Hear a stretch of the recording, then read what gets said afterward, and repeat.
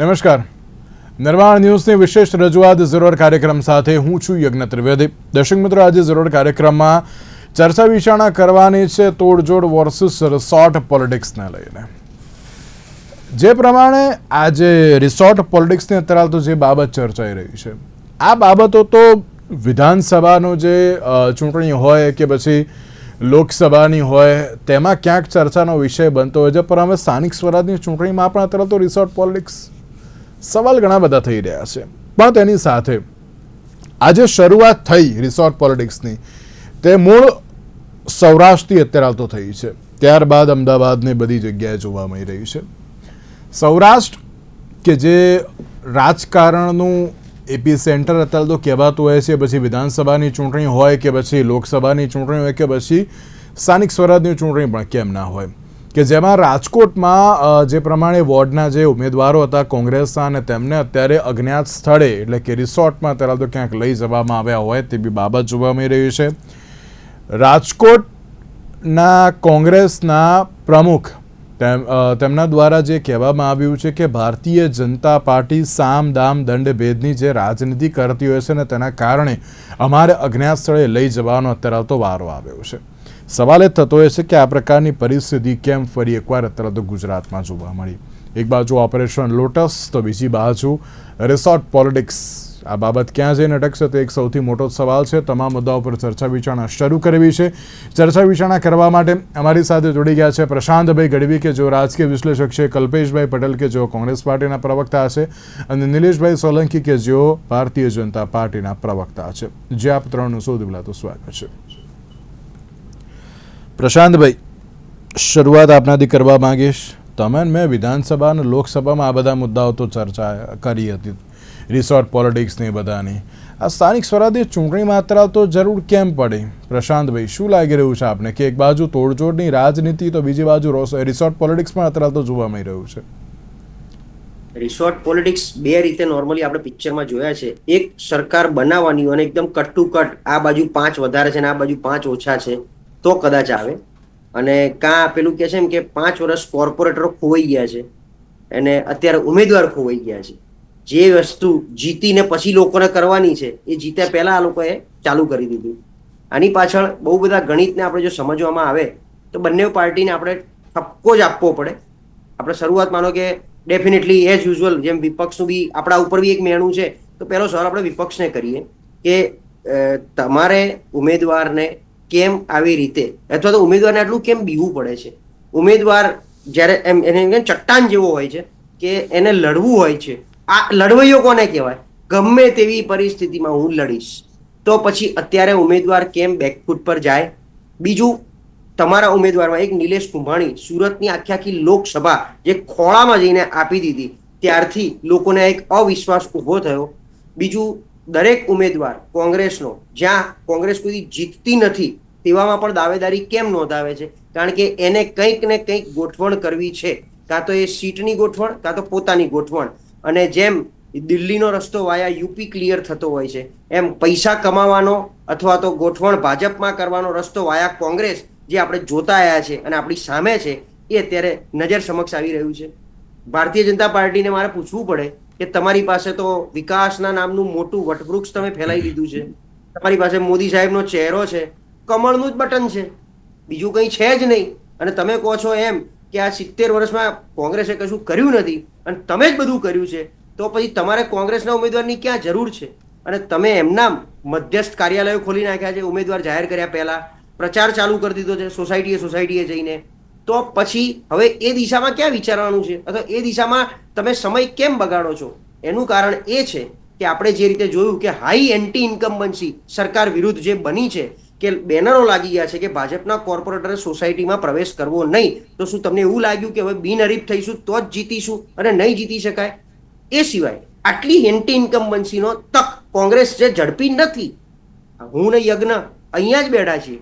28 તારીખે અમે ચૂંટણીની ચર્ચા કરતા આવીશું કે અમદાવાદમાં 192 માંથી 160 ભાજપને મળી, બરોડામાં 76 માંથી 72 ભાજપને મળી, રાજકોટમાં 72 માંથી 70 ભાજપને મળી, સુરતમાં 120 માંથી કોંગ્રેસને એકય ના મળી. ગઈ વખતની જેમ ગઈ વખત આમ આદમી પાર્ટી 27 લઈ આવી. તો પરિસ્થિતિ તમારી આ જ રહેવાની છે. કારણ કે આ તક ઝડપવા છેલ્લા 6 મહિનામાં મેં કે યજ્ઞ એવી એક ચર્ચા કરી નથી કે આજે કોંગ્રેસે ફલાણા કોર્પોરેશનને તાળાબંધી કરી નાખી જનતાના હિતમાં કે જનતા માટે લડતમાં. અને છેલ્લી વાત કે જો આટલી બધી વાત સામે આવતી હોય, તમે જે આક્ષેપ કરી રહ્યા છો એ જો સાચો હોય તો તમારી પોલીસ ફરિયાદ ક્યાં છે? અથવા એ ઉમેદવારે અત્યારે હું તો કહું છું પોલીસ સ્ટેશન જઈને બેસી જવાનું હોય. જેને ધાક ધમકી દબાણ આવતું હોય એને બીજું કંઈક ના કરાય, પોલીસ સ્ટેશનની અંદર જઈને બેસી જાય કે હું ઉમેદવાર છું, મારે લડવાનું છે અને કાલે બધું ફોર્મ પાછો ખેંચવાનો છેલ્લો સમય પૂરો થાય ત્યાં સુધી હું અહીંથી ખસવાનો નથી. તો એ કદાચ કર્યું હોત તો મને એવું લાગે છે. અથવા એથી વિશેષ તમારે જનતાની વચ્ચે 4 રસ્તા ઉપર જઈને બેસી જવાનું હતું કે હું અહીં બેઠો છું, જેને જે આવવું અહીંયા કરી લો, ચલો ખુરશી નાખીને 4 ઉમેદવારો બેસી ગયા હોત બધા જ વોર્ડમાં. તમારે મધ્યસ્થ કાર્યાલય બનાવવાનું જ નહોતું. જે વિસ્તારનો મેઇન ચોક હોય એ જ તમારું મધ્યસ્થ કાર્યાલય એમ નામ, તો જનતા ઓટોમેટિક તમને વધાવી લે. આ બધું જે છે ડાબીપણું સમજમાં આવતું નથી. જી યજ્ઞ. પણ પ્રશાંતભાઈ એક સવાલ હજુ પણ તમને, એક એવી પણ ચર્ચા જોવા મળી છે, શું કોંગ્રેસને એમના ઉમેદવારો પર જ વિશ્વાસ નથી કે શું? હા, એટલે કારણ કે જે 2-3 દિવસમાં બન્યું, અમદાવાદમાં વાસણા જેવી સીટ, સરખેજ જેવી સીટમાં ઉમેદવાર સીધો ટેકો જાહેર કરી દે. નિલેશ કુંભાણીનું ઉદાહરણ આપણી સામે હોય. બીજું કેવું હોય, સ્થાનિક સ્વરાજ એટલે સ્થાનિક લોકો બધા એકબીજાના સંપૂર્ણ ટચમાં હોય, જનતા પણ નેતાના અને નેતા અંદર બીજા પક્ષના નેતાઓના. એટલે માત્ર પોતાની એક સ્વાર્થની રાજનીતિ હોય કે ભાઈ મને આ ભારતીય જનતા એટલે સત્તાધારી પક્ષ તરફથી કંઈક સારું એવું મળી જાય. જે અત્યારે 25 લાખનો ભાવ કંઈક સાંભળવામાં આવ્યો છે, 15 લાખથી 25 લાખનો ભાવ બોલાઈ રહ્યો છે. એટલે અને જ્યાં કોંગ્રેસ જીતવાની નથી ત્યાં ઉમેદવારોની પડાપડી આપણે જોઈ. 50 ઉમેદવારો આવ્યા, દાવેદારો આવ્યા. કેમ કે એમને ખબર છે કે ટિકિટ મળી જશે અને હું એમનામ સાયલેન્ટલી બી બેસી રહીશ તો ભાજપ મને સાચવી લેશે, અને નહીં તો ટેકો જાહેર કરી દઈશ તો મને મોટો રૂપિયો મળી જશે. એટલે રૂપિયાની લાલચ કદાચ એ ભાજપ આપતું બી હોય કે ના પણ આપતું હોય, કોંગ્રેસના ઉમેદવારોને એ લાલચ આવી છે. કારણ કે ભાજપમાં તો કોઈની બીજી કોઈ હિંમત છે નહીં, બીજી કોઈ રીતે બીજું કશું કરી શકે. એટલે આ લાલચના ભાગે કોંગ્રેસના ઉમેદવારો કંઈક વધારે પડતા લલચાઈને જતા રહે છે. એટલે કોંગ્રેસને એમના કારણ કે આપણે જોયું એફિડેવિટ પણ કરાવી છે કોંગ્રેસે કે ભાઈ તમે લખીને આપી કે જીતીશું તો પક્ષ પલટો કરીશું નહીં, તો જ અમે તમને ટિકિટ આપીએ. એટલે આ બધી પરિસ્થિતિ ઊભી થઈ. એમાં મને લાગે છે કોંગ્રેસને હવે ઉમેદવારો ઉપરથી પણ ખુદ પક્ષને પણ ભરોસો ઉઠી ગયો છે. કદાચ કાલે કોઈ જીતી પણ જશે તો એ કેટલું ટકી જશે એ બહુ મોટો ક્વેશ્ચન માર્ક છે. બિલકુલ સાચી વાત છે. કલ્પેશભાઈ, શું અત્યારે કોંગ્રેસના જે પણ કોઈ અત્યારે હાલ તો જે નેતાઓ છે કે પછી પ્રદેશ અધ્યક્ષને બધા છે, શું અત્યારે કોંગ્રેસના ઉમેદવારો પર જ વિશ્વાસ નથી? કેમ અત્યારે હાલ તો રિસોર્ટ પોલિટિક્સ તમારે કરવાનો અત્યારે હાલ તો વારો આવતો હોય છે? યજ્ઞભાઈ, આપનો પ્રશ્ન ખૂબ સરસ છે કે કેમ આ કરવું પડે છે. જ્યારે ભારતીય જનતા પાર્ટી વિકાસની આટલા મોટા બણગા ફૂંકતા હોય, વિકાસની આટલી વાતો કરતી હોય, આટલું સારું કામ કર્યું, 30 વર્ષથી એમનું અહીંયા સ્ટેટમાં રાજ્ય હોય, કોર્પોરેશનની અંદર 15 વર્ષથી રાજ્ય હોય, તો શા માટે એમને કોંગ્રેસના ઉમેદવારોને ખરીદવા જવા પડે? શા માટે કોંગ્રેસના ઉમેદવારોને ધાક ધમકી આપવી પડે છે? શા માટે પોલીસ તંત્ર કોંગ્રેસની કે પ્રજાની સાથે નથી? આજે પોલીસ તંત્ર, સરકારી અધિકારી, ચૂંટણી અધિકારીઓ એ બધા જ આજે સરકારના ઇશારે નાચી રહ્યા છે. હું તો ત્યાં સુધી કહીશ કે કેટલાક ચૂંટણી અધિકારીઓ તો અભણ છે, જેને કાયદો ખબર નથી. ગઈકાલે હું 2 ચૂંટણી અધિકારીઓ સાથે લડીને આવ્યો છું, કારણ કે હું પણ લીગલ સેલનો ચેરમેન છું. ફોર્મની સ્ક્રુટિની જે પ્રોસિજર છે, પ્રોસિજરમાં હું હાજર હતો. ચૂંટણી અધિકારીઓને હું તમને દાખલા બતાવું કે 3 બાળકમાંથી 1 બાળક એક્સપાયર થઈ ગયું હોય અને 2 બાળક હયાત હોય. કાયદાની અંદર સ્પષ્ટ છે કે 4/8/2006 રોજ હયાત બાળકની સંખ્યા ગણાય. હવે આવી હયાત બાળકની સંખ્યા 2 સ્પષ્ટ લખેલું છે, છતાં પણ ચૂંટણી અધિકારીઓ કોંગ્રેસનું ફોર્મ રદ કરે છે. તો એ અધિકારીઓને મારે તો અભણ કહેવા છે, કાં તો કાયદો જાણતા નથી અથવા તો સરકારની તાનાશાહીની, હિટલરશાહીની અંદર એ લોકો કામ કરી રહ્યા છે. પોલીસ તંત્ર સામે આજે જ ખબર હશે કે સાતેજના પીઆઈની સામે માથાકૂટ થઈ છે. એવા અનેક કિસ્સાઓ છે. ઉમરપાડામાં મામલતદારને એક ફોર્મ આપનું રિજેક્ટ કરવા માટે જેને સુસાઇડ કરવું પડ્યું. કેમાં પ્રસંગો બને છે? આમાં કોંગ્રેસનો કોઈ દોષ નથી, પરંતુ સરકારી અધિકારીઓ, સરકારી આખી મશીનરી ભારતીય જનતા પાર્ટીના ઇશારે કામ કરી રહી છે. કોંગ્રેસનો કાર્યકર તો કેટલો લડી શકે? છેલ્લા 30 વર્ષથી લડે છે. એને ડર નથી, પરંતુ એને ખોટી રીતે હેરાન કરવામાં આવે છે, એને ઘરના ફેમિલીને હેરાન કરવામાં આવે છે, એના જે ધંધાના છે ધંધા ઉપર ખોટી રીતે રેડ પાડવામાં આવે છે. તો શા માટે કરો છો? જો તમે વિકાસના જ કામો કર્યા છે, તમારી પાસે આટલું સંખ્યાબળ છે, પેજ પ્રમુખ છે, તમારી પાસે બધું જ છે, તો ખુલ્લેઆમ મેદાનમાં ઇલેક્શન લડો ને, ખબર પડે. પણ ત્યાં તો ભારતીય જનતા પાર્ટીની હિંમત નથી. તમે આજે અમારા 80 ધારાસભ્યો લઈ ગયા છો.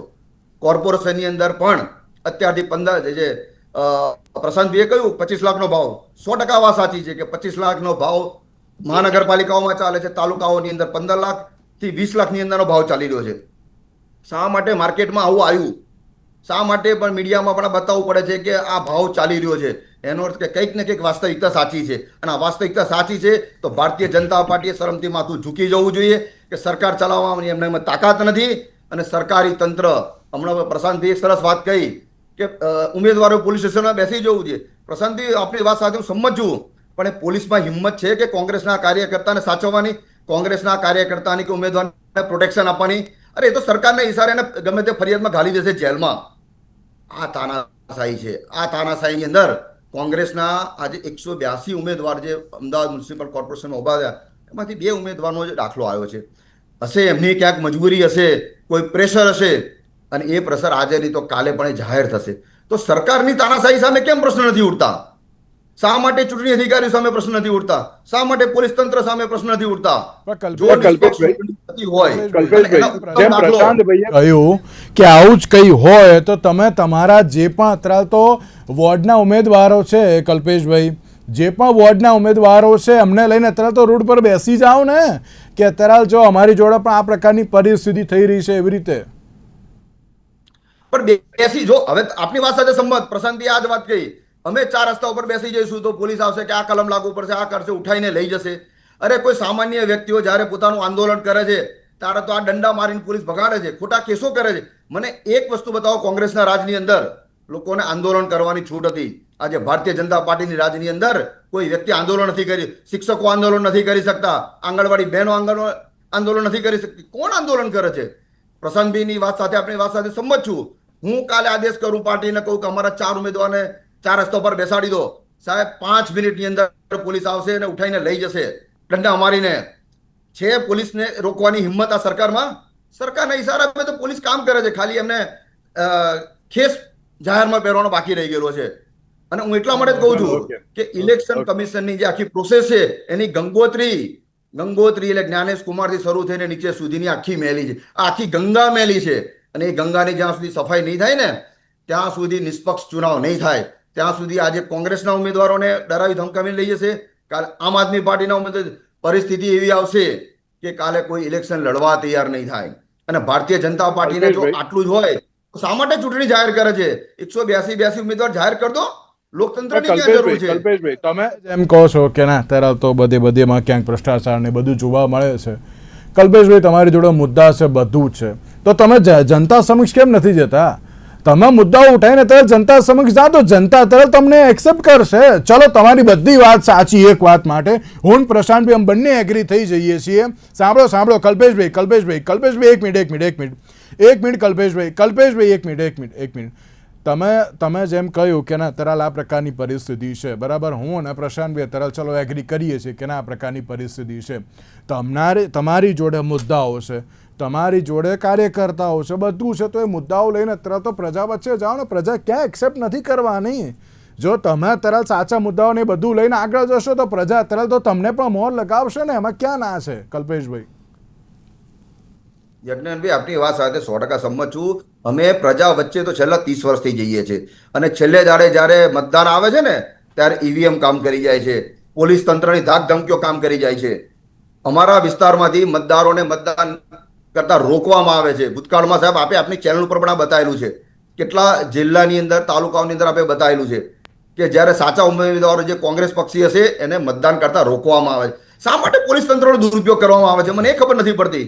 તમારામાં હિંમત હોય હામી છાતીએ લડો, મતદારો પાસે જાઓ. તમે વિકાસના કામ કર્યા છે તો કોને મતદારોને કે અમે વિકાસના કામ કર્યા છે? કલ્પેશભાઈ, તમે બધાની વાત કરો છો. મતદારો વિશ્વાસો તો પછી મતદારો મતાધિકારનો ઉપયોગ કરશે તો ઓટોમેટિકલી અત્યારે તો ખબર પડી હશે સરકારને કે ના અત્યારે કયા પ્રકારની પરિસ્થિતિ છે તેમ. તમારી વાત સાથે હું વધુ સંમત થઉં છું. મતદારો મતદાન કરે છે. દર વર્ષે એવું તો છે નહીં કે કોંગ્રેસને કોઈ વોટ નથી આપતું. ટકાવારીમાં પણ કોંગ્રેસને વોટ મળે છે. સવાલ એવો થાય છે કે છેલ્લે જે ગડબડીઓ કરવામાં આવે છે એ બધા પાસા જોવામાં ચૂંટણી કોઈ એક પાસાથી ઇલેક્શન જીતાતું નથી. સામ Okay. દામ દંડ ભેદ નીતિ છે, તો આ બધી જ પ્રોસિજર તો ભારતીય જનતા પાર્ટી કરે છે. એની પાસે પૈસો ચલો, છે, okay. તાકાત છે, ઓકે એજન્સીઓ છે. ઓકે હવે હું ભારત જનતા પાર્ટીના પ્રવક્તાને જ આ વાત પૂછું. નિલેશભાઈ, દર વખતે એક સવાલ થતો હોય છે ભારતીય જનતા પાર્ટીને કે તમે સામ દામ દંડ ભેદની નીતિ અપનાવો છો ચૂંટણીમાં અને ક્યાંક તમે તમારા દમ પર નથી જીતી શકતા, એટલા માટે ઉમેદવારોને ગાયબ કરવાની બાબત જોવા મળતી હોય છે. પ્રેશર પોલિટિક્સ પણ તરત જોવા મળતું હોય છે. તમારા તરફથી એક એવો આક્ષેપ છે, નિલેશભાઈ. યજ્ઞભાઈ, મેં પેનાલિસ્ટને સાંભળ્યા તો આપણે શરમથી મોં ઝૂકવું કોનું જોઈએ આપણે સાબિત કરી બતાવીએ કે કુમારી શૈલજા હરિયાણા સાંસદ કોંગ્રેસના કયા હતા કે ભાઈ ચમડી અને દમડીના લીધે ટિકિટો કોંગ્રેસ આપે છે. રઘુ શર્માજીએ લાખો કરોડોમાં ટિકિટો વેચી હતી, આવા આક્ષેપો હતા. ચલો માની લઈએ કે ભાઈ ભારતીય જનતા પાર્ટી તો હમણાં જ દાહોદમાં નગરપાલિકામાં એક કોંગ્રેસ બિનહરીફ થઈ, તો આ કઈ રીતનું? અને બીજું કે એમના કોંગ્રેસના ઘોડા કે જે રાહુલ ગાંધીજીએ કહી ચુક્યા છે કે ભાઈ મળતા નથી, રેસના છે કે શું છે, હવે ઉમેદવારો મળતા ના હોય, એ લોકોને જીતવું ના હોય, એ બારકોડ સ્ટીકરથી ઉમેદવારો શોધવા પડે છે. તો ભારતીય જનતા પાર્ટી તો આજના વર્તમાન સમયમાં 300 થી વધારે બિનહરીફ અત્યારે ચાલુ જ છે. કદાચ કોઈ જગ્યાએ બિનહરીફ થતું હશે તો 300 નો આંકડો હું લઈને બેઠો છું યજ્ઞભાઈ. તો જે પાર્ટીને આજે 10,000 મેન્ડેટ આપવાની જરૂર છે, ગલીએ ગલીએ જાય છે, અમારા કાર્યકર્તાઓ ઉમેદવારો ભલે પબ્લિકનો આક્રોશ અમુક વોર્ડમાં હોય છતાંય એ બધું જ સમન્વય રીતે એમની સાથે ખાટલા ઉપર બેસીને ચા પીને આવે છે અને ફરીથી રિક્વેસ્ટ કરે છે અમને મત આપજો.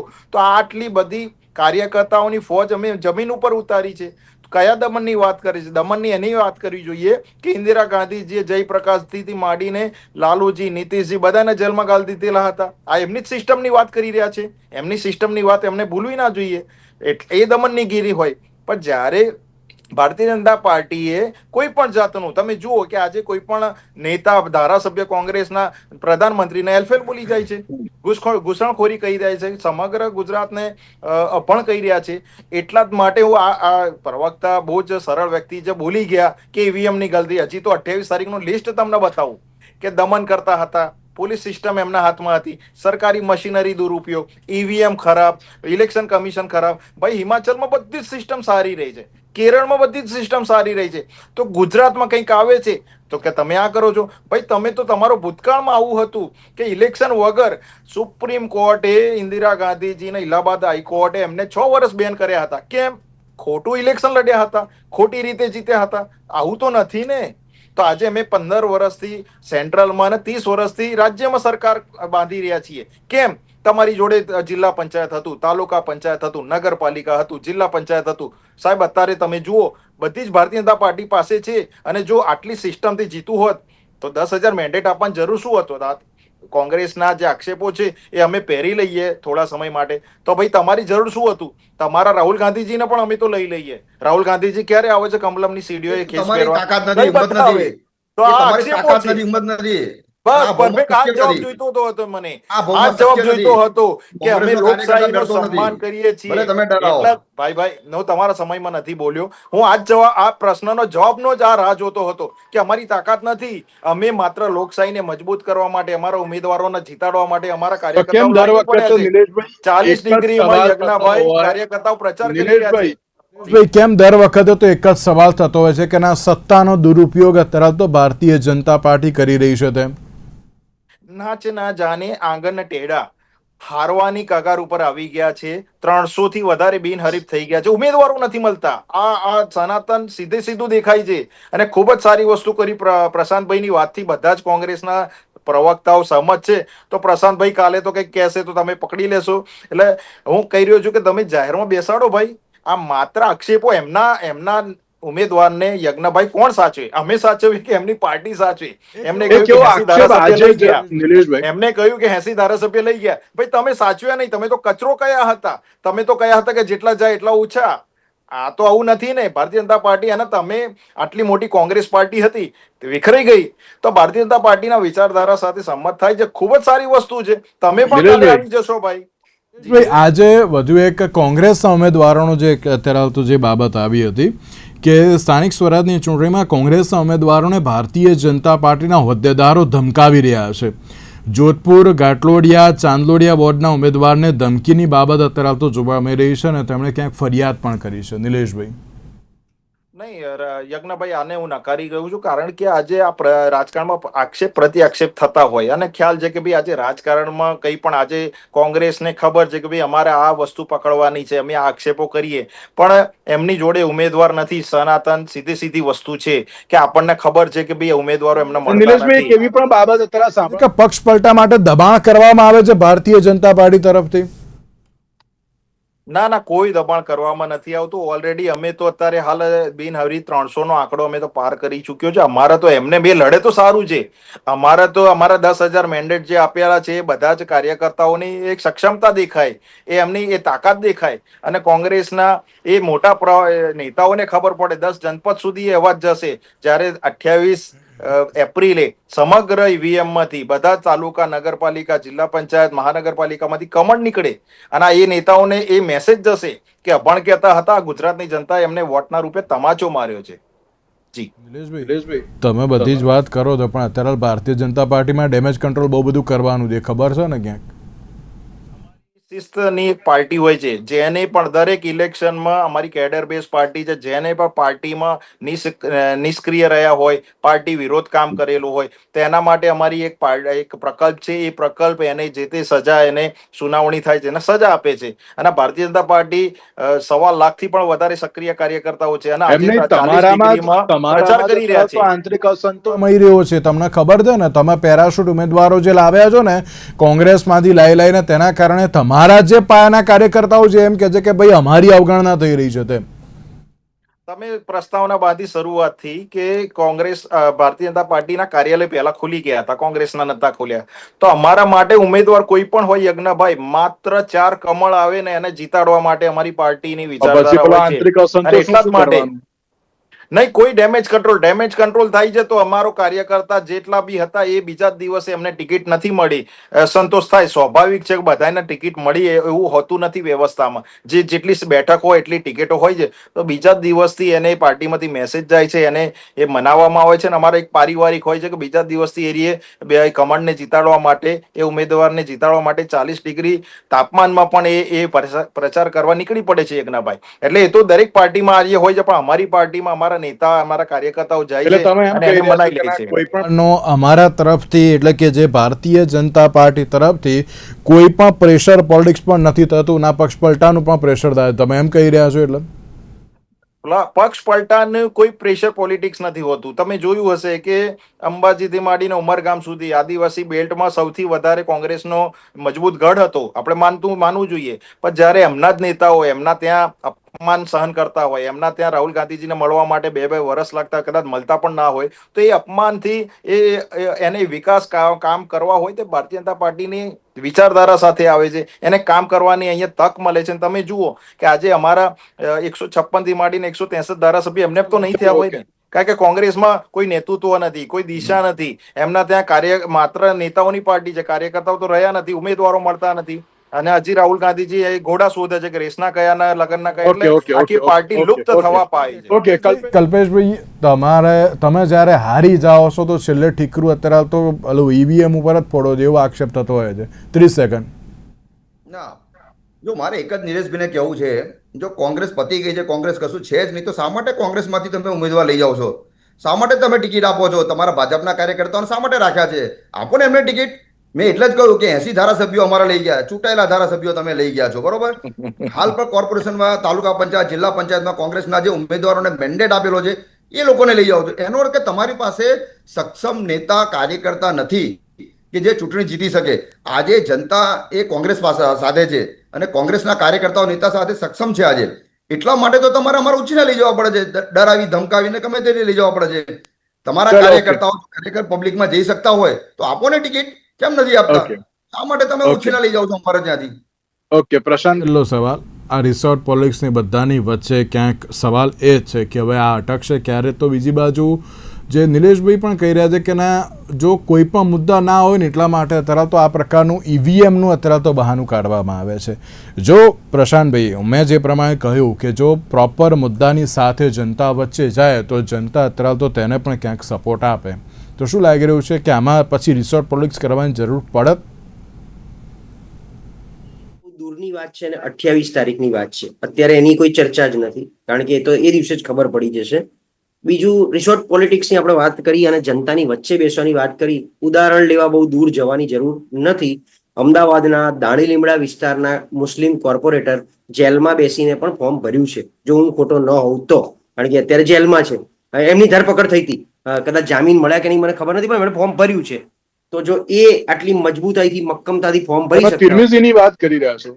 જી જી હા. જી જી નહીં હા. નથી, એમને નહીં, ફોર્મ નથી. એમને તૈયારી બતાવી હતી, એટલે જ કહું છું જી, કે જી. એમને ભરવા આવ્યા હતા પણ નથી ભર્યું.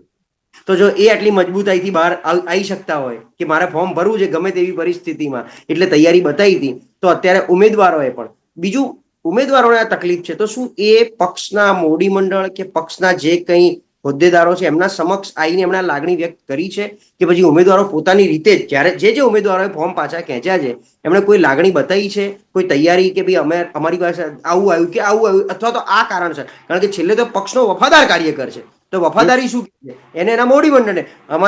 મને ચોક્કસ ખ્યાલ છે બંને પક્ષમાં ડિબેટમાં અહીંયા આવવું હોય તો એ શું કહે છે, આપણને શું જવાબ આપે છે યજ્ઞ, કે અમે અમારા મીડિયા કન્વીનરને પૂછી લઈએ કે અમારે તમારી ચેનલમાં બેસવાનું છે કે નહીં. તો એ જ રીતે દાવેદારો પણ એમને પૂછી લે, ઉમેદવારો પણ, કે ભાઈ અમારે ફોર્મ પાછું ખેંચવું ના ખેંચવું, અમારે અમારા વડીલો સાથે ચર્ચા કરવી પડશે. જો ફોર્મ પાછું બી કદાચ ખેંચવું એક સમયે ધાક ધમકીથી ડરીને, તો એ તક એ ઉમેદવારે એમના પક્ષના મોવડીઓને આપી કે ભાઈ મારી ઉપર દબાણ છે, એક કામ કરો, હું આમાં બેકફૂટ પર જાઉં છું, પણ કલ્પેશભાઈ મારી જગ્યાએ મજબૂત છે તો તમે એમને ટિકિટ આપી દો, તો એ લડી શકશે. તો આવી જો કંઈ તક આપી હોત ફોર્મ, એટલે કારણ કે તમે ડમી ફોર્મ પણ ભરાયા છે, એવું તો છે નહીં કે ફોર્મ ભરાયું છે. તો ઓવરઓલ સિનારીઓ બહુ બધા છે. જો તમારે ટેસ્ટ જ કરવો હોય અને આમાંથી પાર પડવું હોય અને અડગ ઉભા રહેવું હોય તો બહુ બધા ઓપ્શન છે.